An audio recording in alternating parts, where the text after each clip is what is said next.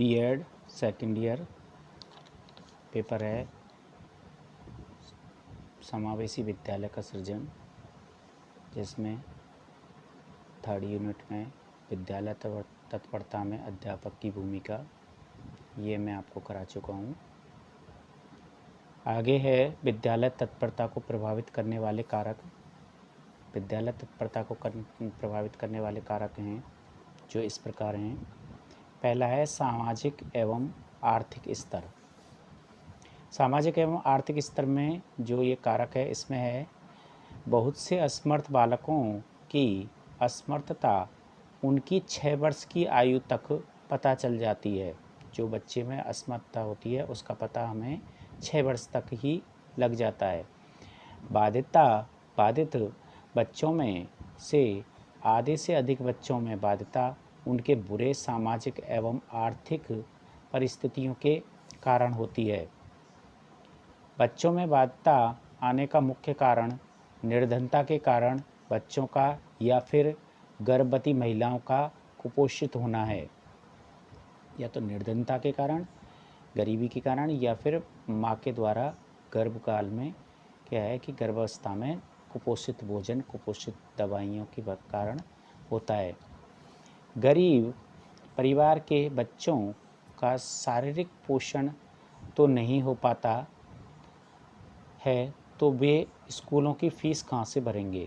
वर्तमान समय में पब्लिक स्कूलों में बाधित बच्चों के लिए बहुत सी सुविधाएं प्रदान की जाती हैं, लेकिन निर्धन बच्चे इस सुविधा से वंचित रह जाते हैं।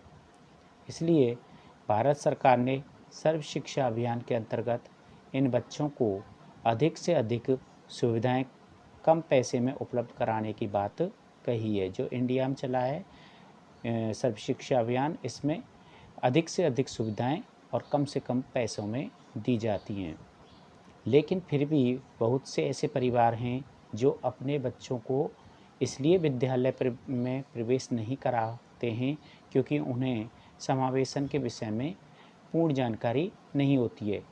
कुछ परिवार ऐसे होते हैं जिनको कि सरकार द्वारा चलाई जा रही योजनाएं, सरकार द्वारा जो योजनाएं बताई गई हैं उनके बारे में उन्हें पता नहीं होता है।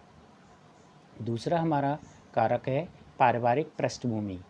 बच्चों को विद्यालय जाने के लिए परिवार विभिन्न तरीकों से अभिप्रेरित करता है। परिवार के सदस्य असमर्थ बच्चों के अधिगम में सहायता प्रदान कर सकते हैं। परिवार को घर का वातावरण ऐसा बनाना चाहिए कि विशिष्ट अक्षमता वाले बालकों को आशा की एक किरण दिखाई देने लगे।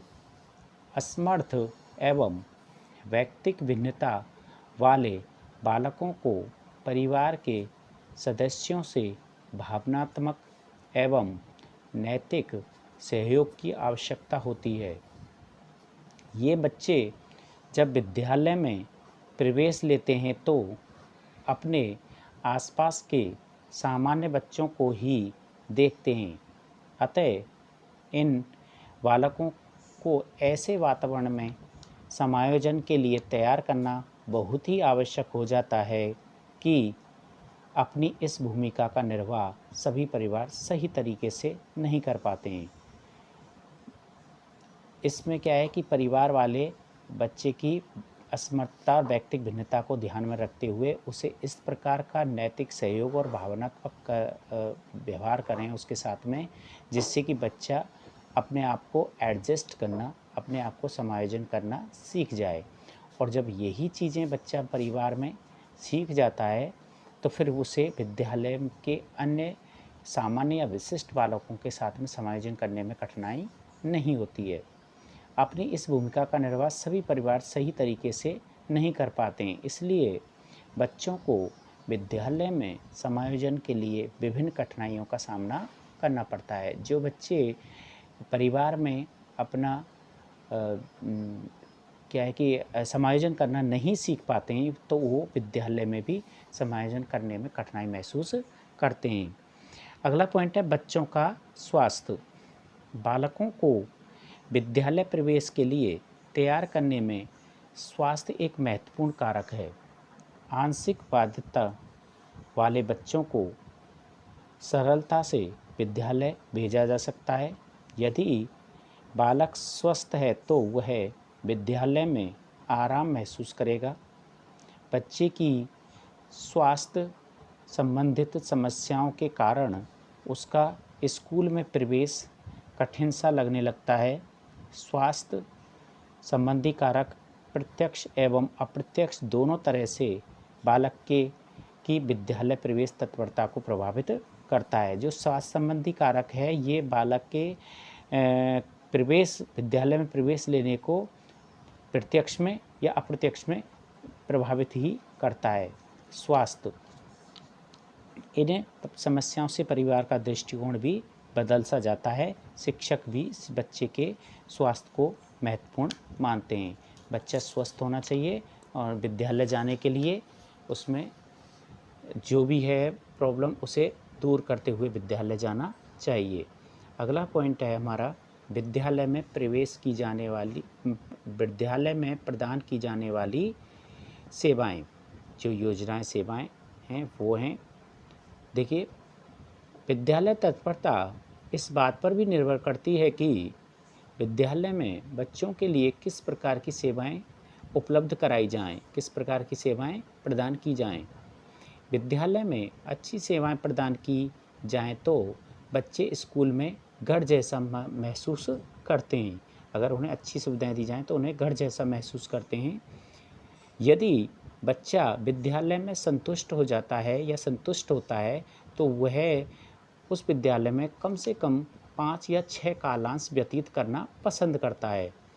अगर विद्यालय में सुविधाएं ठीक तरीक़ा की नहीं मिलती हैं तो विद्यार्थी 1 या 2 पीरियड भी क्लास लेना बहुत मुश्किल समझता है।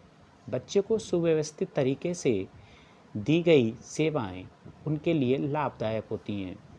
उनके लिए जो सुव्यवस्थित सुविधाएं हैं अगर वो दी जाएं विद्यालय द्वारा तो वो बहुत ज़्यादा लाभदायक होती हैं। विशिष्ट बालकों के लिए समावेशी विद्यालय में दी जाने वाली सेवाएं प्रभावशाली होनी चाहिए तथा ये अनुशासन केंद्रित होने की बजाय विद्यार्थी केंद्रित होनी चाहिए। जो विद्यालयों में दी जाती हैं सेवाएं या योजनाएं तो वो विद्यालय के रूल्स, विद्यालय के नियमों को तो ध्यान में रखते ही, अनुशासन को ध्यान में रखते ही बने, लेकिन फिर भी उनसे ज़्यादा महत्व रखती हैं कि विद्यार्थी केंद्रित वो सेवाएं, वो सुविधाएं होनी चाहिए। तो विद्यालय में प्रदान की जाने वाली सेवाएं विद्यार्थी के अनुसार होनी चाहिए। अगला हमारा पॉइंट है कक्षा का वातावरण, एनवायरनमेंट ऑफ क्लास। देखिए, कक्षा का वातावरण विद्यालय को प्रत्यक्ष एवं अप्रत्यक्ष रूप से प्रभावित करता है। इसलिए शिक्षक का यह उत्तरदायित्व बनता है कि वह कक्षा में ऐसे वातावरण का निर्माण करे कि बच्चे स्वयं को किसी से अलग ना समझें, कोई भी बालक से, कोई भी बच्चे से।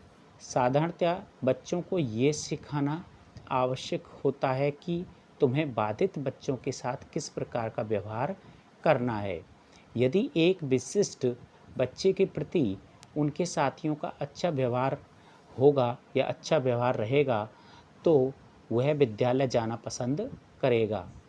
जैसे कक्षा के जितने भी विद्यार्थी होते हैं उनका सामान्य हो या विशिष्ट हो, उनका उस विशिष्ट बालक के प्रति अगर व्यवहार सहयोगपूर्ण और अच्छा व्यवहार होता है तो वो क्या है, वो बच्चा अपने साथियों के साथ में भी अच्छा व्यवहार करेगा और उनसे अच्छा व्यवहार करने की सीखेगा।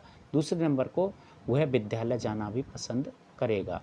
अगर उस बच्चे के साथ में भेदभाव होता है या उस बच्चे को कोई सहयोग नहीं करता है तो वो बच्चा क्या है, हीन भावना महसूस करने लग जाता है और अपने आप में हीनता महसूस करने के कारण वो विद्यालय जाने में संकुचित होता है। तो इस प्रकार कक्षा का, विद्यालय के साथ साथ में कक्षा का वातावरण भी अच्छा होना चाहिए। इसमें आगे है, साथ ही साथ अधिगम प्रक्रिया में भी नियमितता भी ले आएगा। मतलब वही बच्चा साथ ही साथ क्या करेगा कि अधिगम करने में भी विद्यालय रेगुलर आएगा। विद्यालय की गतिविधियों में रेगुलर भाग लेगा। तो विद्यालय के साथ साथ में कक्षा का वातावरण मतलब कक्षा के सहयोगी सहपाठी और कक्षा में जो आने वाले अध्यापक हैं तो वो भी उनके साथ में सहयोगपूर्ण व्यवहार करें। तो और सभी का एक दूसरे के प्रति अच्छा व्यवहार होगा क्लास में, तो बच्चे में नियमित अध्ययन की और नियमित विद्यालय आने की ललक उत्पन्न होगी। आगे है, अगला पॉइंट है आर्थिक वातावरण। देखिए आर्थिक वातावरण में क्या है कि बच्चे के घर की स्थिति में भी शिक्षा को प्रभावित करती है। बच्चे के घर की जो स्थिति होती है ना, वो भी शिक्षा को प्रभावित करती है।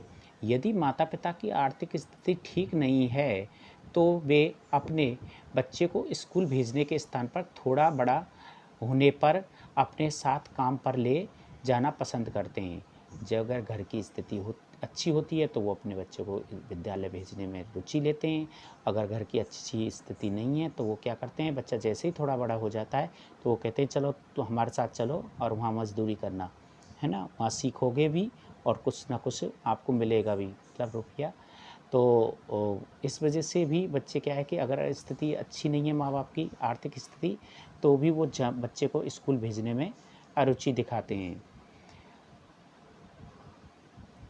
आर्थिक स्थिति ठीक नहीं हो तो वे अपने बच्चे को स्कूल भेजने के स्थान पर थोड़ा बड़ा होने पर अपने साथ काम पर ले जाना पसंद करते हैं। अतः आर्थिक रूप से कमज़ोर बच्चों के माता पिता को विद्यालय तत्परता के लिए समझाने की आवश्यकता होती है, तभी ये अपने बच्चों को विद्यालय भेजने के लिए तैयार होंगे। ठीक है, तो इनकी माँ बाप की विद्यालय तत्परता में माँ बाप के आर्थिक स्थिति का भी मजबूत होना बहुत ज़रूरी है। जब आर्थिक स्थिति मजबूत होगी तो वो बच्चे को विद्यालय ही भेजेंगे, ना कि कोई मजदूरी करवाएंगे, ना कोई अपने काम को करवाएंगे। ठीक है, जो खुद काम करते हैं उसको। आगे है कि माता पिता की शिक्षा, एजुकेशन, पेरेंट्स का ये भी बहुत ज़्यादा महत्व रखता है विद्यालय तत्परता में। माता पिता की शिक्षा भी बच्चे के विद्यालय तत्परता को प्रभावित करती है। शिक्षित माता पिता अपने बच्चे को विद्यालय जाने के लिए शीघ्र तैयार कर सकते हैं। यदि माता पिता अशिक्षित हैं तो उन्हें अपने बच्चों की विद्यालय तत्परता में अत्यधिक कठिनाई होती है। कई बार माता पिता इसमें असफल भी हो जाते हैं। अनपढ़ लोगों का शिक्षा के प्रति उचित दृष्टिकोण भी नहीं रहता है। देखिए वर्तमान में तो आज चाहे कोई भी गांव ढाणी कोई भी कहीं भी देख लीजिए, आज चाहे माँ पिताजी निरक्षर हैं या वो ज़्यादा पढ़े लिखे नहीं हैं, लेकिन वो आज ये सोचते हैं कि मेरे बच्चे पढ़े लिखे होने चाहिए। लेकिन कभी कभी मजबूरियाँ और एजुकेशन का ना पता होने पे कि आगे इसमें क्या होगा या आर्थिक कमजोरी होने के कारण माता पिता भी क्या है कि उस क्षेत्र के आगे उसको देख नहीं पाते हैं कि इसमें आगे क्या होगा, कितना पैसा लगेगा, इससे क्या बनेगा। तो इसमें भी माता पिता क्या है कि उनके बच्चों को आगे ना पढ़ाने के लिए या बच्चे को काम करने के लिए, या फिर बच्चे को अगर बच्चा बनना चाहता है डॉक्टर या इंजीनियर तो उसे कहेंगे कि नहीं बेटा इस तरीक़ा के इसमें बहुत पैसा लगेगा, या फिर हमारे कोई जानकारी नहीं है कैसे होगा, है ना, हम नहीं जानते हैं क्या करना पड़ेगा, कौन सा टेस्ट देना पड़ेगा। तो वो बच्चा क्या है कि आगे नहीं बढ़ पाता है और वो बच्चा को छोटी मोटी नौकरी या छोटे मोटे कार्य में ही लगा दिया जाता है। तो माता पिता का भी पढ़ा लिखा होना बहुत ज़रूरी है बच्चे के लिए विद्यालय तत्परता में सहयोग हेतु। ठीक है, अगला हमारा पॉइंट है विद्यालय पूर्व शिक्षा। देखिए विद्यालय पूर्व शिक्षा विभिन्न स्थानों पर पूर्व विद्यालय शिक्षा की व्यवस्था नहीं होती है, जो विद्यालय तत्परता को प्रभावित करती है। कहीं कहीं क्या होता है कि विद्यालय जाने से पहले कुछ बच्चों के लिए विद्यालय के प्रति या शिक्षा के प्रति कुछ जानकारी दी जाती है और उन्हें बताया जाता है। तो इस प्रकार की कहीं कहीं तो व्यवस्था होती है और कहीं व्यवस्था नहीं होती है। विद्यालय पूर्व शिक्षा में 3 वर्ष का बच्चा ही संस्था में जाने लगता है। जो बच्चा 3 वर्ष का होता है वही संस्था में जाने लगता है, नर्सरी वगैरह जो भी प्ले वगैरह उससे। जिससे उसमें अनुशासन तथा माता पिता से दूर रहने की आदत का विकास होता है। उस बच्चे में क्या है कि पहली बार माता पिता से दूर रहने का, माता पिता से क्या है कि दूरी बना के पढ़ने की, दूसरे जो बाहर से बच्चे आते हैं उनके साथ सहयोग की और उनसे पूछने की कि भाई वो बच्चे क्या सीख रहे हैं, उन्हें देख के सीखने की, है ना। और वो डिसिप्लिन में है तो डिसिप्लिन की उसमें वो क्या है कि संस्था में आके ही सीखता है। लेकिन सीखता कब से है? जब 3 वर्ष का हो जाता है। उससे पहले वो क्या रहता है? परिवार में, घर में। इस प्रकार विद्यालय पूर्व शिक्षा विद्यालय तत्परता में बहुत सहयोग करती है। मतलब कि ये जो विद्यालय पूर्व शिक्षा माता पिता या घर के परिवार के कोई भी अभिभावक सदस्य भाई बहन के द्वारा दी जाती है, ये भी क्या है कि बच्चे में विद्यालय के प्रति तत्परता लाती है। कभी एक देखा है कि बड़ा भाई या बड़ी बहन जब विद्यालय की बातें करते हैं या विद्यालय का कोई कार्य करते हैं या विद्यालय के में होने वाली कोई भी पाठ्य से सामग्रियाँ या कोई सी सांस्कृतिक प्रोग्राम के बारे में अपने घर में आके माता पिता को उनको बताते हैं, तो छोटा बच्चा जो होता है वो सुनता है, तो वो ये भी कहता है कि मुझे भी विद्यालय जाना चाहिए और मुझे भी विद्यालय में ये चीज़ें सीखनी चाहिए। उनके द्वारा जाना, टाइम से यूनिफ़ॉर्म को पहन के जाना, टाइम से आना, टाइम से अपना होमवर्क करना, इन चीज़ों को छोटा बच्चा सीखने लग जाता है। 3 वर्ष से पहले वो किस में सीखता है? अपने घर में ही। किससे सीखता है? माता पिता से सीखता है और अपने बड़े भाई बहन से सीखता है। तो इस प्रकार विद्यालय पूर्व जो शिक्षा दी जाती है वो अभिभावकों द्वारा और माता पिता द्वारा दी जाती है।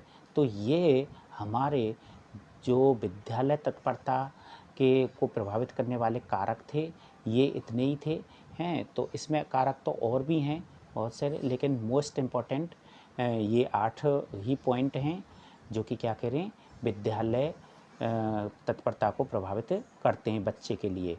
तो मैं बता चुका हूँ आपको। पहला कारक था सामाजिक एवं आर्थिक स्तर, दूसरा था पारिवारिक पृष्ठभूमि, तीसरा है बच्चों का स्वास्थ्य, चौथा है विद्यालय में प्रदान की जाने वाली सेवाएं, और पांचवा है कक्षा का वातावरण। कक्षा का वातावरण शुद्ध होना चाहिए, अच्छा होना चाहिए, सहयोगपूर्ण और व्यवहारशील होना चाहिए अध्यापक के द्वारा और सहपाठियों द्वारा। आर्थिक वातावरण, माता पिता का आर्थिक वातावरण अच्छा होना चाहिए, ये नहीं कि थोड़ा बड़ा होने पे ही उसे काम में लगा दिया जाए। और अगला है माता पिता की शिक्षा। माता पिता एजुटेड होने चाहिए, इनको उनका एजुकेशन होना चाहिए, ज़्यादा नहीं तो कम से कम इतना तो होना चाहिए कि वो बच्चे के भविष्य के बारे में जान सकें कि हमारा बच्चा कौन सी दिशा में जाए तो कौन क्या चीज़ें सीख ले। और लास्ट है विद्यालय पूर्व शिक्षा, जो कि मैं आपको बता चुका हूँ कि विद्यालय पूर्व शिक्षा 3 वर्ष से पूर्व अपने घर परिवार में अध्यापक या बड़े भाई बहन द्वारा ही दी जाती है, जिसमें ये दिखाया जाता है कि किस प्रकार बच्चे को डिसिप्लिन और अनुशासन और विद्यालय जाने की, विद्यालय में जो प्रोग्रामों में भाग लेने की और विद्यालय में जो सीखने की ललक बच्चे में कब से होनी चाहिए, कहाँ से होनी चाहिए, अपने माता पिता या अपने भाई बहन से। ठीक है। तो ये आपके जो 8 कारक थे ये मोस्ट इम्पॉर्टेंट थे।